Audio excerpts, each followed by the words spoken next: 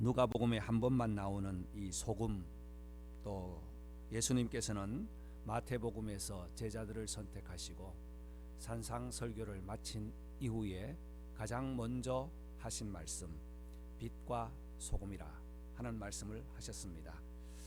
마태복음에서는 팔복음의 첫 번째로 말씀하셨는데, 누가복음에서는 한참 제자들을 가르치다가 훈련을 하시다가 말씀하셨습니다. 그 앞에 내용 보면 70여 명의 제자를 파송하여서 전도케 하시고, 또 예수님의 사역들을 많은 사람들에게 가르치시며 제자가 되는 길이 무엇인가를 가르쳐 오셨습니다. 14장 25절 말씀부터 보면 이제 허다한 무리가 함께 예수님과 동행할 때에 제자를 가르치면서 제자 사역을 하시다가 갑자기 소금과 빛의 말씀을 하셨습니다. 왜 그랬을까? 마태와 누가가 보는 관점이 무엇이 달랐을까 하는 부분을 묵상해 보았습니다. 마태는 소금과 빛이 제자됨의 원리라는 것을 가장 먼저 드러내었고, 누가는 제자됨의 실천, 제자로서 살아가는 삶이 무엇인가라는 것을 적용하면서 사는 것이 마땅하다 하는 것으로 저는 묵상했습니다. 10월달 저와 여러분에게 제자됨의 원리가 빛과 소금이요, 또한 제자의 삶이 소금과 빛의 삶인 것을 믿습니다. 삶의 원리와 적용이 우리 주님께서 가르쳐 주신 소금과 빛의 사명을 잘 감당하는 저와 여러분 되시기를 바랍니다. 빛과 소금, 소금과 빛은 성도의 정체성과 사명을 알려주는 말씀입니다. 예수님께서는 빛이 되라, 소금이 되라 말씀하지 않았습니다. 여러분이 빛이고 여러분이 소금이라 이렇게 말씀하셨습니다. 그런데 우리는 그것이 너무 황송해서 빛과 소금이 되라, 소금 되도록 하라 이렇게 하면서 우리의 삶에 적용하죠. 왜냐하면 왜 예수님께서 너는 소금이라, 너희는 소금이라고 말씀하셨을까요? 이 소금이라는 것은 존재적으로 만들어지지 않기 때문입니다. 요즘은 이 화학이나 과학이 발달해서 소금, 설탕 다 만내는 화학 재료를 만듭니다만, 예수님 당시의 소금은 자연 그대로 천년산이 소금인 것이죠. 소금의 영향력 또한 의지나 노력으로 되는 것이 아니라 그 자체의 맛을 내는 것이기 때문에 너희는 소금이라 이렇게 말씀하고 있습니다. 첫 번째, 주님께서 사용하시는 소금은 어떤 소금일까요? 청결한 소금을 사용합니다. 옛날이나 지금이나 소금은 아주 귀하고 귀했습니다. 소금 때문에 전쟁을 했고, 전쟁에 나간 군인들이 전쟁에서 승리하고 돌아올 때 월급으로 받는 것이 소금이었습니다. 그래서 셀러리라는 말이 솔트에서 시작되었다고 하지 않습니까? 사람은 소금이 없으면 살 수 없습니다. 사람 몸에 염분이 떨어질 때에 질병이 시작되고요, 이 염분 세포나 또 혈액에서 0.9%의 염분을 유지하고 있어야 한다고 합니다. 바닷물은 3.5%의 염분이 있어야 그 바닷물의 농도, 그리고 바닷물이 썩지 않는다고 하지요. 그런데 가만히 생각해 보면 어떻게 그 비율을 딱 맞추고 있을까 하는 것이 신비합니다. 바닷물 그 큰 물 아닙니까? 그런데 그 염도가 맞춰져서 항상 유지하는 것은 신비라고 할 수 있습니다. 가정이나 생활에서, 사회에서 소금이 많이 필요하지요. 또 소금은 다양하게 사용되어 왔습니다. 고기를 저장할 때도 소금에 절여서 보관했고요, 아이가 태어나면 소금으로 소독을 했습니다. 또 로마에서는 태어난 아이의 입에 소금을 넣는 풍습이 있었습니다. 한국에도 악귀를 이렇게 물려낼 때에 소금을 뿌리지 않습니까? 아침에 기분 나쁜 일이 있으면 소금을 들고 와서 문 앞에 확 뿌려버립니다. 풍습이라는 것이죠. 중세시대에는 세례를 줄 때에 물에 소금을 타서 이것을 가지고 성수라고 했습니다. 성수가 특별한 물이 아니라 소금을 탄 물이 성수였습니다. 레위기 2장 13절에는 소제물을 드릴 때에 소금을 치라고 했어요. 내 하나님의 언약의 소금을 내 소재에 빠지지 않도록 하고 내 모든 예물에 소금을 드릴지니라. 이것을 가지고 소금 언약이라고 합니다. 이 소금은 청결함과 고귀함, 거룩함을 의미할 때 사용되어 왔습니다.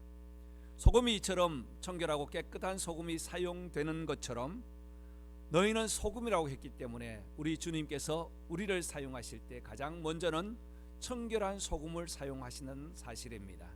저와 여러분이 청결하고 깨끗한 성도로서 주님 앞에 쓰여지는 귀한 은혜가 있기를 바랍니다.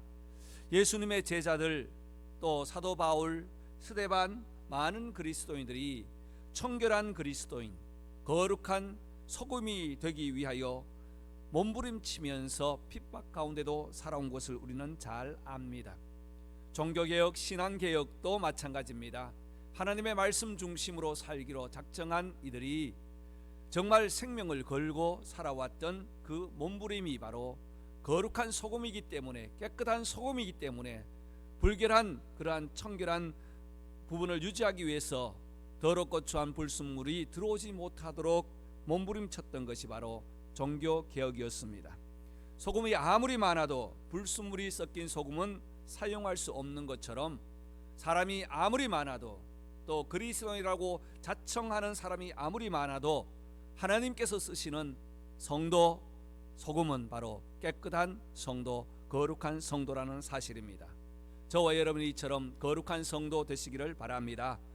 적당히 타협하면서 다른 사람들도 그러니까 하는 것은 아닙니다. 아닌 것은 아닙니다. 말씀에 의지해서 불법과 타협하지 아니하고, 불의와 타협하지 아니하고, 편법과 타협하지 아니하고 바른 길, 정도의 길을 걸어가는 것이 바로 거룩한 성도의 삶이 아니겠습니까? 거룩이라는 말 속에는 깨끗함과 구별됨이라는 말이 포함된 말이 거룩이라는 말입니다. 저와 여러분들이 10월달 한 달 동안 하나님 앞에 우리의 삶의 앞길을 맡기면서 거룩한 성도, 깨끗한 성도로 계속적으로 유지되는 소금이 되시기를 주의 이름으로 축복합니다. 두 번째로, 소금은 녹아야 맛을 냅니다. 그 결정체가 없어져야 된다는 것이죠. 34절 말씀, 소금이 좋은 것이나 소금도 만일 그 맛을 잃었으면 무엇으로 짜게 하리요. 물리학적으로 순수한 소금이 짠맛을 잃는 경우는 없다고 합니다. 요즘은 화학 성분으로 단맛, 짠맛을 만들어내지만 예수님 당시의 순수한 소금, 우리 주님께서 사용하시는 순수한 성도는 바로 순결한 소금밖에 없는데 녹아질 때에 그 맛이 난다는 것입니다. 소금을 넣고 아무리 보아도 그 맛을 느끼지 못합니다. 소금이 아무리 예쁘게 만들어져 있어도 녹지 않으면 아무 효과가 없습니다.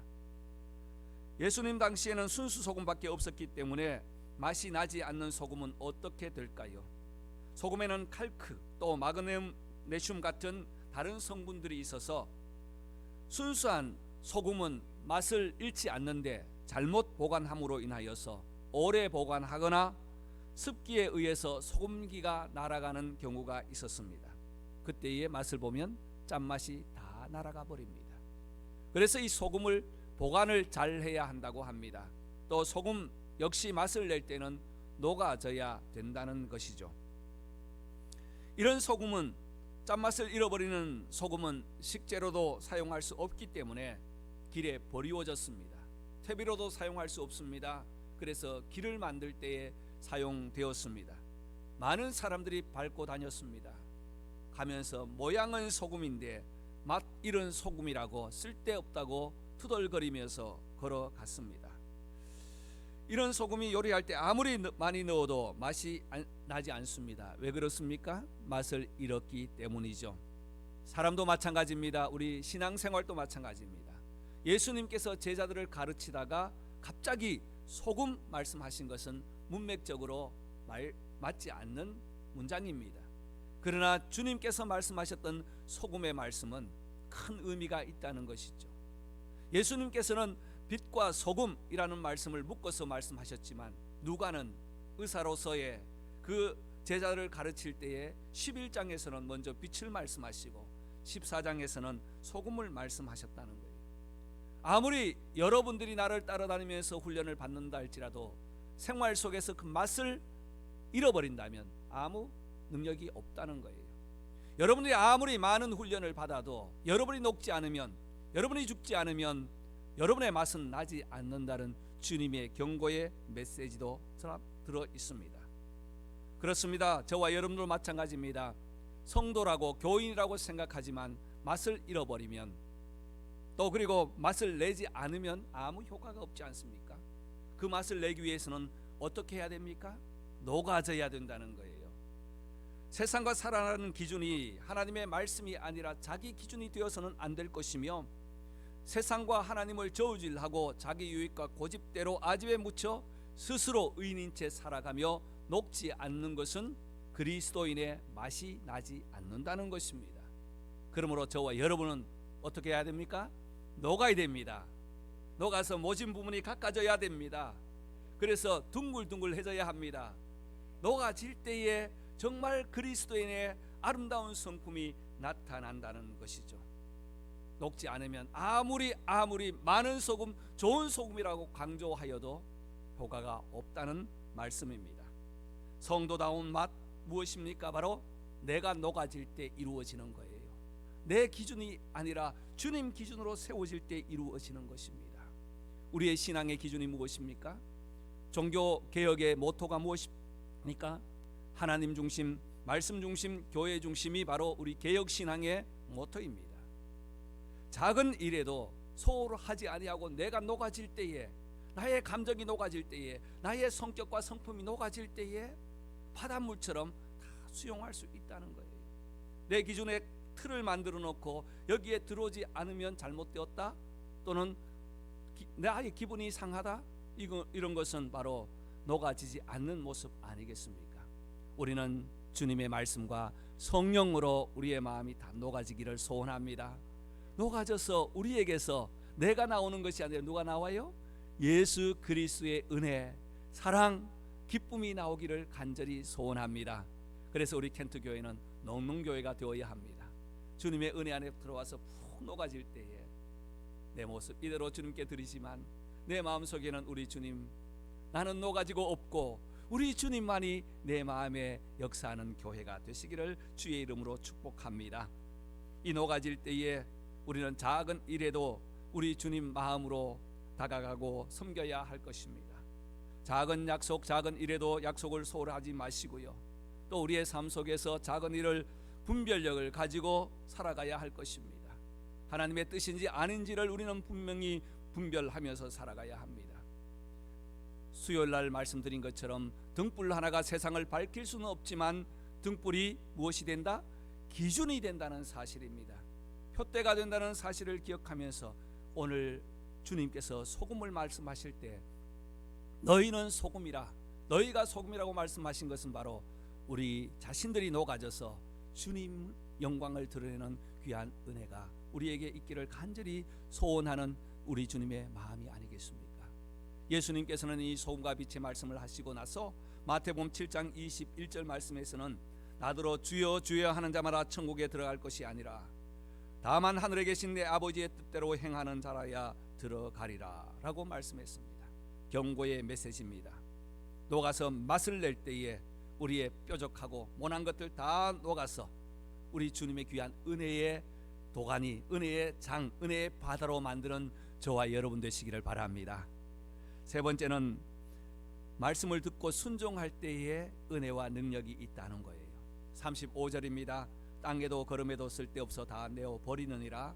들을 귀가 있는 자는 들을지어다 하시니라. 들을 귀가 있는 자는 들을지어다. 이 말씀은 어디서 많이 말씀하셨죠? 요한계시록 2장과 3장에서 7 교회에 대한 말씀을 하실 때에 귀 있는 자는 들을지어다 하고 한 교회마다 끝날 때 이 말씀을 하셨지 않습니까? 이것은 바로 7 교회에 말씀하시는 경고의 메시지, 귀 있는 자 들을지어다, 이 말은 말로 듣지 말라는 거예요. 이것은 소리가 아니라는 것입니다. 의미가 무엇인지를 깨달으라는 말씀입니다. 오늘 주님께서는 우리에게도 말씀하십니다. 뭐라고요? 들을 귀가 있는 자는 들을지어다. 오늘 저와 여러분들이 이 새벽 미명에 나와서 10월 첫날 하나님 앞에 새벽 기도를 드리는 것은 바로 하나님의 음성 들을 귀가 있기 때문인 줄 믿습니다. 들을 귀가 있는 자, 이 말씀의 사역을 할 때에 우리에게 하나님의 귀한 은혜의 말씀을 들어야 할 것입니다. 저는 목회를 하면서 여러 교역자들과 함께 목회를 해왔습니다. 그런데 함께 목회를 하면서도 말귀를 알아듣지 못하는 사역자들이 가끔 있어요. 참 답답합니다. 훈련시키고 말을 해도 못 알아들어요. 때로는 직접적으로 말을 해도 못 알아들어요. 그러다가 테스트를 할 때도 있습니다. 저 한쪽 구석에 불을 켜놓고 오늘 어떤 전도사님, 어떤 목사님 나가실 때 불 다 소등하고 가세요, 이렇게 해요. 그런데 와서 체크를 해보면 그대로 있어요. 불러서 묻습니다. 불을 끄고 가라고 했잖아요 하면 누가 하려고 해서 두고 왔습니다. 그런데 왜 문은 안 닫았어요 하면 불을 끄고 가라고 해서 문은 이야기를 안 했습니다. 무엇입니까? 변명과 핑계입니다. 우리가 살아가면서 말귀를 알아듣지 못할 때는 무엇이 나와요? 계속적으로 변명이 나온다는 거예요. 핑계가 나온다는 거예요. 아닙니다. 하나님께서 우리에게 들을 귀 있는 자 들으라는 이 말씀은 지혜를 가지고 지혜롭게 하나님께서 기뻐하시는 것이 무엇인가 하나를 말하면 둘을 생각할 수 있는 그런 생각이 있어야 되지 않겠습니까? 삼손을 보십시오. 태어날 때부터 하나님의 택하신 나실인 구별됨이라는 그러한 특별한 달란트를 받고 은혜를 받고 태어났지 않습니까? 하나님께서는 그에게 힘이라는 달란트를 주었습니다. 쇠사슬을 끊고 쇠 대문을 쉽게 뽑고 나귀특으로 1000명을 죽였지만 나중에는 하나님의 말씀을 듣지 않고 들을 귀를 막았을 때에 그의 마지막은 너무나 안타까웠습니다. 정욕을 절제하지 못하고 두 눈이 뽑혀서 처참하게 죽는 장면을 우리는 잘 압니다. 그러나 다니엘과 그의 친구들을 보십시오. 사자굴에 들어가며 풀무불에 들어가는 그러한 어려움과 환난이 있어도 신앙의 일관성을 가지고 들을 게 있는 귀를 가지고 하나님의 은혜의 말씀에 중심했을 때 그 말씀 맛을 잃지 않았습니다. 사랑하는 성도 여러분, 저와 여러분에게도 이 은혜를 주셨습니다. 저와 여러분이 세상의 소금입니다. 우리가 소금이라는 거예요. 소금이 되기 위해서 노력하는 것이 아니라 이미 소금으로 주셨기 때문에 녹아지면 맛을 내고 순수함을 우리가 유지할 때에 은혜가 넘치게 됩니다. 만나는 성도 하나님의 귀한 은혜로 함께 나누기를 바랍니다.